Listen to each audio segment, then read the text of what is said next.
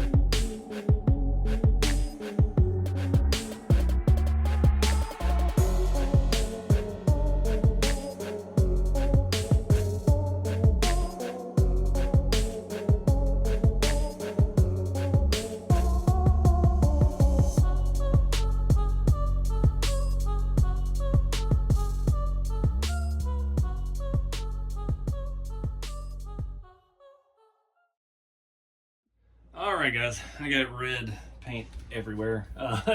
Spent some time wet sanding that aggressively with some 400 grit.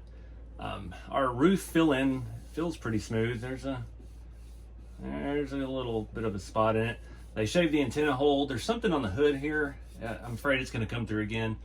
I'm going to save myself the trouble of not sanding the fenders right now because I have another set of these that are unpainted, and we just need to clean those off because they have something all over them.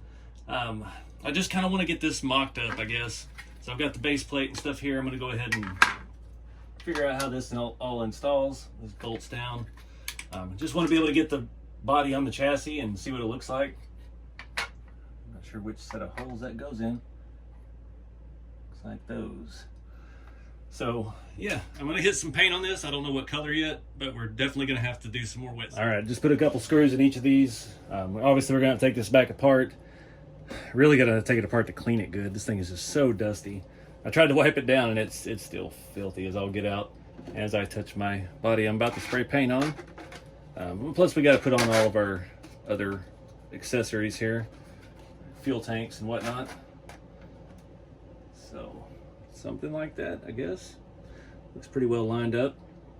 The body, actually, I kind of like the look, you know, the distressed look, but I just can't bring myself to do a patina truck. I want to do, this is basically a show truck because the stretch frame, it's got all the little chrome bells and whistles, the huge stacks, the full 9 yards. So I'm hoping to, I didn't sand down the rivets too much. I didn't think about that until I was already pretty deep on the other side with the 400 grit, just trying to get in all there because the paint had such a heavy texture to it. You can still see some of it in there, but yeah, that's about as much as I'm willing to do. So it looks cool actually having it up on here now. So not sure how this one attaches. I guess the metal brackets go on the top side here. So, oh, we gotta get that in there. That'll help level things out. Our motor wires out of the way. One thing I don't understand, these bodies have these little lips in them. There's like it would catch something. I guess it's going to catch the metal bracket, not the plastic itself. So I got to look at colors, figure out what exactly. I didn't get that part of the door super smooth, but like I said, we're going to definitely have to come back with 1000 grit and get to work on this thing. It's going to be pretty cool though. I don't have any accessories for this. All the aftermarket stuff that I've bought for the day cab version, I'm going to keep for that because I don't want to start robbing and all that. That truck, well, I was going to work on that today, but the stuff didn't show up. And then, yeah, this happened. So I need to wipe it down again. And instead of doing primer, I'm going to hit it with a color. I don't know what yet. This is going to be a little easier than the globe liner was to do like a two-tone. I'm thinking maybe the fenders a color, maybe the roof caps a color, and the rest of it another color. It's kind of simple. That globe liner just, it had so many, there was no factory paint jobs that didn't have an elaborate stripe setup on it. And yeah, being able to tape off that, we could probably do pretty successfully. I've got that good tape that came with this kit, so I'm hoping that'll get us there. I'm kind of leaning towards red and white maybe, or red and black. Maybe red with black fenders and black roofs, black rear fenders. That would kind of tie in the red frame so we don't have to repaint the chassis. I don't know yet if I'm in the mood to tear the chassis apart and repaint the rails. They have a good finish on them. It's just kind of a dull, it's not super shiny. And all of the other stuff is painted separately, the axles and stuff. So yeah, I guess with the axles, we really kind of got to stay with the red. So yep, I'm going to go throw some paint on this stuff. So let's see what we get. Alright guys, got some paint going on the body and the fenders and another body that's not even related to this video. Taking the wheels off. I've got to take this in the house and at least hose it down. This dust is not the kind you can just wipe off.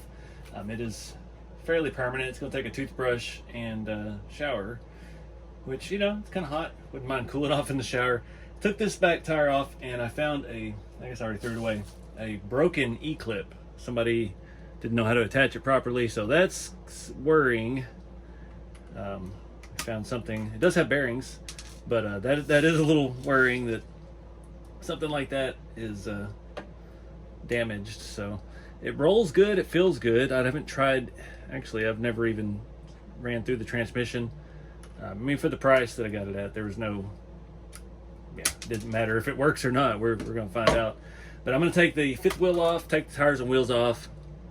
I may even remove the transmission because I don't want to get that wet. And we're going to give this thing a little bath while paint's drying. I found a red. I'm just using stuff I've got on the shelf. Nothing particular. I think I had 2 shades of red, Rust-Oleum gloss. I think a brighter colored red for the chassis, or for the body, is going to go with the color of the chassis, because I really don't want to take this thing apart. It looks like it's assembled well. I mean, yeah. From what we've found so far, only one little hiccup. So see, I've got paint all over me already. It's fantastic. I do think I'm going to use the wheels. If you haven't been seeing the construction blog videos, check those out. There's a lot of cool stuff going on in there. I've got a lot of parts with that build that I've got going in that series, and I've got some aluminum semi wheels that I think we're going to go ahead and repurpose for this project, because the main thing that bothers me the most, these front wheels, they do not have the proper offset. So your actual front semi wheels, the centers are going to be way further out than this, and it just, you know, you got to do certain things. So having some actual aluminum wheels on here will look fantastic. We've got the tires. There's no point in it. One of the wheels, actually, the reason I started taking the tires and wheels off, they had this on backwards, and someone had tightened it down enough. Yeah, so it's splined on both sides accidentally. Somebody put it on backwards and forced it onto the axle. So I don't know if that was the first or second owner. No offense to the second owner, he didn't know a whole lot about RC stuff. He just got something for a good deal and wanted something to play with, and just never worked out. So I'm judging from the setup from the first owner with the muffin pan and all that stuff, that he kind of knew what was up. So either way, we'll figure it out. It's kind of, I feel ultimately qualified to do one of these kind of piece together projects, because I'm having more fun with it actually than building the other truck from the ground up. I've got parameters, and that's kind of the big thing that I struggled with the globe liner, was trying to figure out a color and all this. Like, I wanted all my trucks to be painted the same and have the same company name on it and all that kind of stuff. And it's like, to hell with it. Start out the window. We're gonna make what we make. That drive shaft is a mile long. I'm gonna go ahead and pull those screws out as well for the step mounts. We'll get the other ones on the other side. And probably, once we get ready to final assemble this, we'll come back with scale hardware and do the same thing. Probably obliterate my scale hardware supply. Oh, fit through, come on. Go ahead and pull that big dog out, goodness. I'd like to upgrade this thing, but that's gonna be something that's gonna have to come with time. We've got a heck of a head start, so I'm not gonna sink any money into it, because I've already sunk a lot of money into the other builds. There we go. So let's spin it and see. Feels good. Like I said, you can see the bearings in the ends. They look like the blue kind. Ooh, I can't turn it.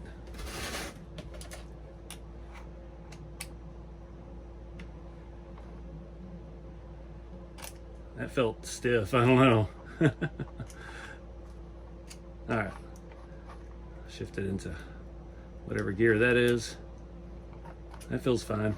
That felt really stiff there for a minute. We may have to take a look-see inside of this thing. Feels like it's working good now. Just want to double check. I may swap this out with the other spare transmission I've got that we pulled out of the globe liner when we swapped its motor. That video should be out by now. I'm so confused with so many builds going on at once. But I don't know. Again, I got no plans for this. This was just on a whim purchase, and yeah, it'll end up how it ends up. I actually have very little suspension travel. I've never seen these chrome brackets underneath the frame rails here. I guess that's a what is this? Grand hauler specific, maybe, because they're plastic. It has to be factory stuff. It's almost like a bump stop. So we're really not even utilizing the suspension because it's bumping up there so quick. I wonder if that's to keep it from bottoming out, because it is a little bit lower. It's got a little bit different step boxes and things like that. Honestly, it's probably something we might remove, because, you know, I'm going to be driving this in the dirt. Let's see what we got up front. Yeah, we got good sealed bearings. It's just, you can see all the fuzz and stuff on this. It's set up for a while. Taking a look at the suspension setup. But I opted, I don't know what this masking situation was here. Different shades of red. But you're not going to be able to see that. It's going to be underneath the sleeper. So I'm not too worried about it. We're going to rock this chassis this color. I think it'll be a nice contrast to the body color. And I'm thinking red with black fenders and maybe a black roof. I've already painted the rear fenders black. They're going to need wet sanding because they had some BS on them. And body looks pretty good. I actually put a much thicker coat on it than I intended because it was laying down so well. I only had one little spot where it was kind of bubbling and on the sleeper edge. But anyways, yeah, we're gonna go clean this thing up because that stuff is thick. All right, guys, took a shower with the chassis, oddly enough.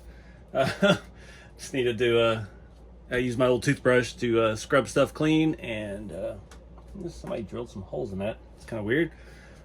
Everything looks pretty good. It's not the shiniest, but it'll work. So I've got the body outside drying. I painted it a regal red or another shade of red. I was out of the cherry red Rust-Oleum that I have. It's looking okay so far. Only a couple blemishes. We're gonna let that dry fully. I'm not jacking around with repainting and repainting and repainting. We're already repainting the paint job, so I think the next step, we're going to go ahead and try to build out the chassis a little bit. I at least want to get it rolling, get the steps and the tanks and stuff on it, and we'll worry about electronics and stuff in a later video. But I want to get it set up and get the body on it tonight so we can just kind of get a feel for it, because just having the body on it without the tanks and stuff, it looked pretty cool. But I am going to swap out the other wheels, like I mentioned, put those nice aluminum ones on. I don't know. I'm having second thoughts about the globe liner now because this thing looked so good. It's the right length. So I don't know if we might want to turn this into a heavy haul truck eventually or what, but just kind of going with the flow here. Luckily, I don't think anything's going to rust or have any problems from the water. It didn't get in the axles. Everything's, you know, got a coating finish on it. Most of it's aluminum, so these are steel, but they're painted. So yeah, I don't think we really got anything to worry about with that. I may go ahead and throw the other transmission in for the meantime, just because I don't like the paint on that, and it's still filthy and I didn't wash it. So anyways, yeah, let's cut the high speed. Let's get this thing kind of as a roller. I gotta get the instructions out, figure out where all that stuff is, and then we'll find out if we have all the parts or not. I know the steps, I painted those no primer.